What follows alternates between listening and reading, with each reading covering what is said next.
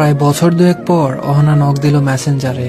ভালো মন্দ জিজ্ঞেস না করে সোজা জিজ্ঞেস করলো, লন্ডনে কই থাকো তুমি, অ্যাড্রেস কি? রিপ্লাই দিলাম, কেন গিফট পাঠাবা নাকি? বলল, পাঠাইতেও তো পারি। অ্যাড্রেস দিয়ে টুকটাক কথা হলো, কেমন আছো, স্বামী বাচ্চারা কেমন আছে, এইসব আর কি। তার সাথে কথা বলার ঘন্টা দুয়েক পরেই দরজায় নক পড়লে দরজা খুলে দেখি অহনা। আমি স্বপ্ন দেখছি কিনা বুঝতে পারছি না, পেছনে তার বর আর বাচ্চা দুটো।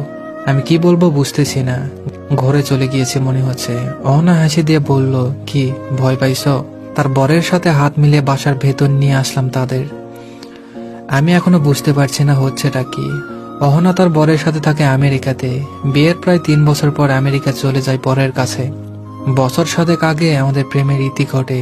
তখন আমরা দুজনেই দেশে ছিলাম। আমার প্রাক্তন আর তারপর বাচ্চা নিয়ে আমার ঘরে না গিয়ে কি উপায় আছে? অহনার বর বেচারাটা একটু বিব্রত মনে হচ্ছে। উনি আমার কথা জানেন, মানে অহনার একটা প্রেম ছিল জানতেন, কিন্তু আমাকে এই প্রথম দেখলেন মনে হয়। অহনা ড্রয়িং রুমে এসে বসতে বসতে বলল, আমেরিকা থেকে বেড়াতে এসেছিলাম লন্ডনে, ভাবলাম তোমার সাথে দেখা করে যাই। আজকের রাত তোমার এখানে খাবো, দেখি কেমন রান্না শিখেছো তুমি। আর বলল, একাই থাকো? বললাম না, ফ্রেন্ড আর তার ওয়াইফ থাকে আমার সাথে, ওরা দেশে গিয়েছে ছুটিতে, এখন একাই থাকা হয়। তুমি আমাকে না বলে আসলে, যদি কাজে থাকতাম এসে দাঁড়িয়ে থাকতে হতো।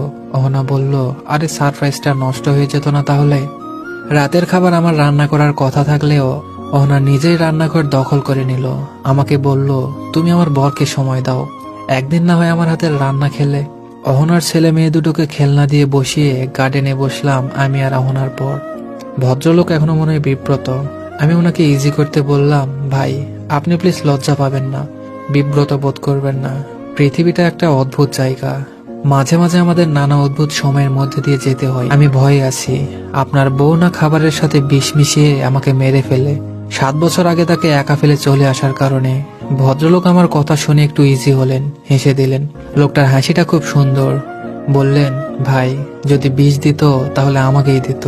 তবে আমি তো জানি অহনা আপনাকে ছেড়েছে, আপনি না। মানে ওর বাবা আপনাদের সম্পর্কটা মানেই নাই। অহনাও বাবার বিপক্ষে যেতে পারে নাই। ভদ্রলোক চায় চুমুক দিতে দিতে বললেন, ভাই বিয়ের আগে অহনা আর আপনার সবকিছু অহনা আমাকে বলেছিল বাবার ইচ্ছেতেই বিয়েটা করছে সে। ভাই জানেন, এখনো প্রায় নিজেকে ভিলেন ভিলেন লাগে। আমি বললাম, ছি ভাই, একই কথা, রাখেন না আগের কথা। আপনাদের কি সুন্দর সংসার, দুটো সুন্দর সুন্দর বাচ্চা, এগুলো মনে করবেন না। ভাগ্য হয়তো আমাদের সাথে ছিল না। ভদ্রলোক বললেন, না না ভাই, আমি সুখী মানুষ। অহনার মতো বউ যার পাশে থাকে সে সুখী না হয়ে পারে। তবে জানেন, আমার নায়ক হওয়ার সুযোগ ছিল। অহনা যখন আমার সাথে দেখা করে বলেছিল ওর প্রেম আছে, প্রচন্ড ভালোবাসে সে ছেলেটাকে, আমি বুঝতেছিলাম সে চাচ্ছে বিয়েটা ভেঙে দেই আমি না পারি নাই ভাই, অহনার মায়ায় পড়ি। আমার মনে হয়েছিল এই মেয়ের সাথে সংসার করতে না পারলে মরে যাব। আমি নায়ক হলে আজকে হয়তো আপনাদের সংসারটা হতো। অহনা বিয়ের পর আমাকে বলেছিল আমি একজনকে ভালোবাসতাম, হয়তো এখনো বাসি, তবে সেটার মানে এই না আমি সংসার করব না। তোমার প্রতি ভালোবাসাটা আসবে না বা কোনোভাবে তোমাকে ঠকাবো, এটা আমি কখনোই করব না। একজন স্ত্রী হিসাবে আমার সব দায়িত্ব আমি পালন করব। করেওছে মেয়েটা, করে যাচ্ছে। আমি ভীষণ সুখী একজন মানুষ ভাই। আমি জীবনে কোনো একটা বড় পুণ্য করেছিলাম বলেই মনে হয় এই মেয়েটাকে পেয়েছি। এটুকু বলতে বলতে ভদ্রলোক কেঁদে দিলেন। এবার আমি বিব্রত হলাম। ভদ্রলোক বললেন, ভাই আপনাকে একটা কথা জানাবো। অহনার বছরখানেক আগে ক্যান্সার ধরা পড়েছে, চিকিৎসা চলছে, কিন্তু খুব একটা লাভ হবে না। আপনি হয়তো জানেন আমি নিজেও ডাক্তার। আমি ভদ্রলোকের কথা শুনে কেমন জানি শূন্য হয়ে গেছে। উনি কি বলছেন এসব? ভদ্রলোক আবার বলা শুরু করলেন, ও খুব দ্রুত অসুস্থ হচ্ছে, লন্ডনে ঘুরতে আসার পাগলামি করে। আমাকে বলল, আমি কিছুদিন পরেই তো মারা যাব, আমাকে একটু লন্ডন ব্রিজ দেখিয়ে আনো। আমি পাগলামি প্রশ্রয় দিলাম, কিন্তু এখানে আসার পর জানলাম এখানে আসা শুধু আপনার সাথে একটাবার দেখা করার জন্য। লন্ডন ব্রিজ দেখে হোটেলে ফেরার পথে গাড়িতে আমাকে হাত ধরে বলল, জানো যেদিন রানার সাথে শেষ দেখা করি, পাগলের মতো চিৎকার করে কেঁদেছিল রানা। ধানমন্ডি লেকে একজন প্রেমিক তার প্রেমিকাকে জড়িয়ে ধরে চিৎকার করে কেঁদেছিল আর আকুতি মিনতি করে বলেছিল, আমাকে ছেড়ে যেও না প্লিজ, আমি তোমার বাবার পায়ে ধরে তোমাকে চাইবো, তোমার সুখের জন্য আমি সবকিছু করব, প্লিজ আমাকে ছেড়ে যেও না। নিষ্ঠুর আমি বলেছিলাম, আমার সুখের জন্য আমাকে ছেড়ে দাও তাহলে। আমাকে এই শেষ সময়টায় একটাবার রানার সাথে দেখা করতে দিবে? অহনার বর একটু থেমে বললেন, জানেন গত 7 বছর অহনা তার বাবার সাথে একটা শব্দও বলে নাই। একটা ওয়ার্ডও না। বলে আমার বাবা আমার সুখ চেয়েছেন, আমি সুখে আছি। জন্মদাতা বাবা আমাকে জন্মের অধিকার খাটিয়েছেন, মানুষ হিসাবে আমারও অধিকার আছে। তার সাথে কথা বলবো না বলবো না সেটার। এসব কাহিনীতে ভাই মাঝে মাঝে নিজেকে ভিলেন বলে মনে হয়। তবুও আমি স্রষ্টার কাছে কৃতজ্ঞ অহনার মতো একজন বউ পেয়ে। সে একজন স্ত্রী যেমন, তেমনই একজন প্রেমিক হারানো প্রেমিকাও। দুনিয়ায় আমার যত ক্ষমতা আছে আমি চেষ্টা করে যাব আমার অহনার সুস্থতার জন্য। তবু আমি জানি আমাকে হার মানতে হবে। আমি আর আমার অহনাকে পাশে পাবো না কখনোই। তবুও কত মিরাকেল হয় না ভাই, একটা মিরাকেল হোক। আমিও তো এই পণ করেছি, অহনা সুস্থ হয়ে গেলে আমি তাকে বলবো তুমি আমাকে ছেড়ে যেতে পারো অহনা, তুমি যেখানে সুখে থাকবা সেখানেই যাও। তবুও তুমি বেঁচে থাকো, নিঃশ্বাস নাও। রান্নাঘর থেকে রহনা ডাক আসলো, আমাদের কথা বাধা বলল। ধানমন্ডি লেখে আমি আর রহনা প্রায় দেখা করতাম। সে প্রায় এটা সেটা রান্না করে নিয়ে আসতো আমার জন্য। তার মধ্যে তার হাতের গাজরের হালুয়া ছিল আমার সবচেয়ে প্রিয়। নীলে একটা বক্সে খাবার টেবিলে দেখলাম হালুয়া রাখা। অহনা বলল খেয়ে দেখো, নষ্ট হওয়ার কথা না, আমেরিকা থেকে আনা, ফ্রোজেন করে এনেছি, স্বাদ আছে কিনা কে জানে। বললাম খাবো, রেখে দাও। রাতে অহনারা বিদায় নিল আমার কাছে। অহনার বর ভদ্রলোক বাচ্চা দুটোকে নিয়ে আমাদের একা ছাড়লেন কিছুক্ষণের জন্য। অহনা বলল আমার বর তোমাকে আমার অসুখের কথা বলেছে নিশ্চয়।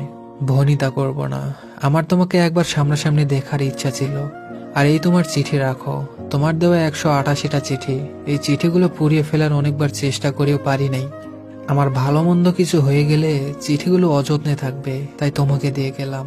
আর যদি বেঁচে যাই ফেরত পাঠিয়ে দিও। আর শোনো, আমি সুখী একজন নারী, আমার সুখের সংসার। তোমার জন্য প্রেম নাই, ভেবো না। আমি এখনো তোমার প্রেমে অন্ধ, 2 বাচ্চার মা হয়েছি।